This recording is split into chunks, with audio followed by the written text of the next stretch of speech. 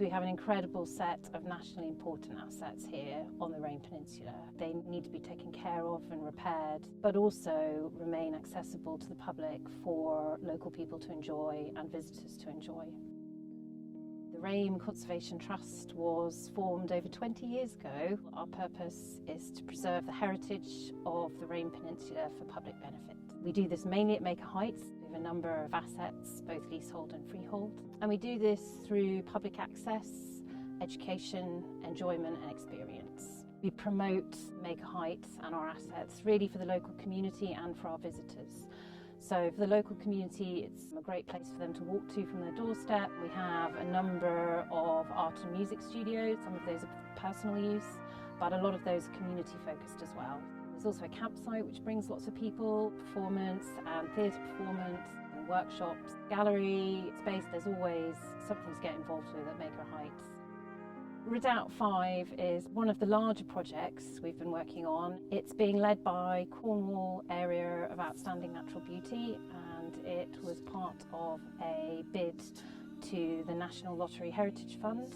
Other partners include Historic England, Cornwall Council, local communities and landowners, and it's actually part of a Cornwall-wide project. There's 140 scheduled monuments at risk, and we have some of those right here in Rame. Part of that funding is to secure and stabilise Redoubt 5. We're not only doing the visible parts that you can see, so the bridge and the door to Redoubt 5, but really importantly we're doing some stabilisation works of some of the structural work that is in danger of collapsing, and also a condition survey. Redoubt Number 5 was built in 1782. The building here is particularly remarkable and exciting to the Trust because this bridge has been missing for 70 years. So nobody has been able to get into this building unless they've brought with them a long ladder, because the moat on which we're standing is 6 metres deep. It is an extraordinary building in many ways, precisely because it is so simple. It is one of the simplest designs you could have, but at the same time it is also unique. It is a fort which is looking towards the west, and we are now on the eastern side because this is where the access would have originally been. It would of course have been the only access to this building. It has a wall all the way around which has no other openings except here where we're standing. On this side it has rifle openings to enable anybody trying to charge across this bridge to be stopped. Originally this bridge had the last third of it was a drawbridge.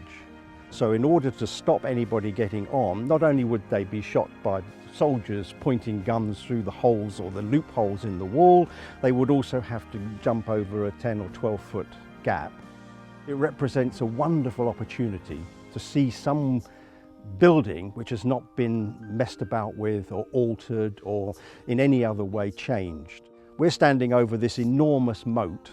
The whole of this moat was built by hand.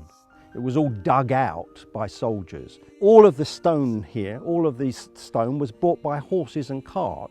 It was such an easy and remarkably strong way of building. It's also incredibly skilled. We were unable to find any actual drawings for this bridge when it was originally built. We looked at all other bridges around the country in similar kinds of forts as this one, and this is the closest approximation that we could get to. Nowadays, if somebody was building a bridge, there would be metal brackets everywhere. There are none here. It's all pegged. It's all pegged in oak. Originally, it would have carried very heavy guns across here. I mean, some of the guns which were originally in this fort would have easily weighed 18 tons each. Fortunately for us, the original pillars that are holding up this bridge are still there, and they were in superb condition considering their age.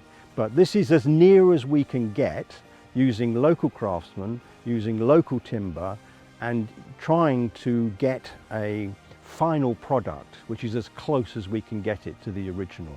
A bridge like this makes you think of coming, as it were, back to the past, to relive the past, to experience it again, and to understand what it must have meant to the people who were there.